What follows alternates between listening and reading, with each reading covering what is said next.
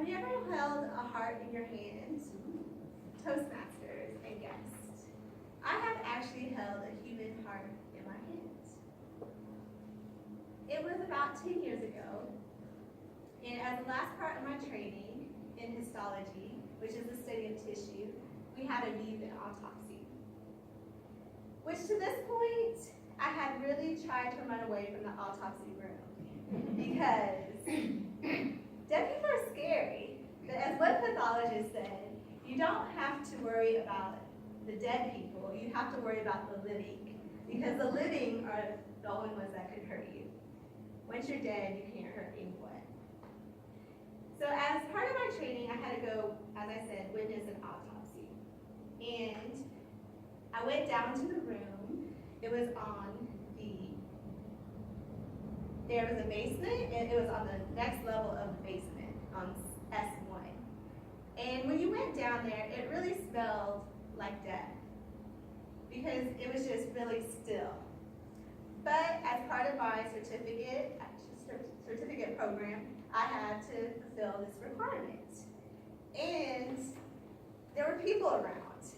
All the other times I had to go to the autopsy room, I was by myself. Very scary. And I would go down there, do what I have to do, and run back. So as I was down there with the pathologist, he was investigating a patient that had died. And then he noticed that the heart had a puncture wound in it. And so he was able to show the heart, and he was just like, just hold it. I was like, oh, it's really small.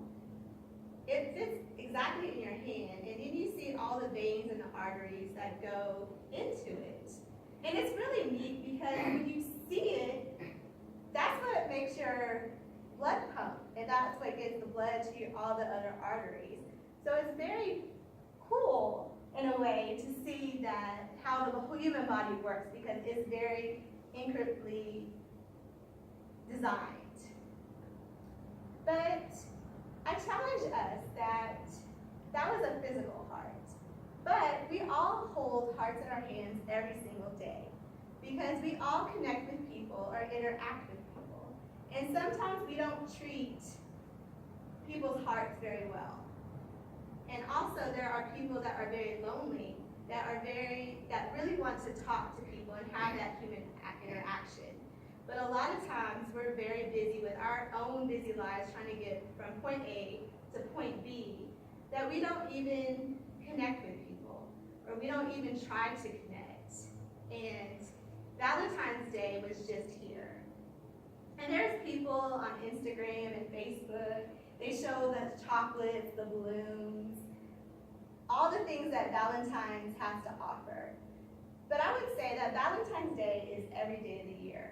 Because if you really have to take one day to amplify your love to people, that's pretty sad in a part. And now just think, if we were able to connect, or we were able to make that person feel, and how less lonely this world would be. Because we never know what people have gone through during the day, or maybe they had a loved one passed, or maybe they're the only living relative in their family alive. And so the holidays, Christmas, Thanksgiving, Valentine's Day, all the holidays that we really take for granted if we have a lot of friends and family, there are a lot of people that don't have that in their lives. And so it's really important to take a minute and realize that we're all in charge of people's hearts.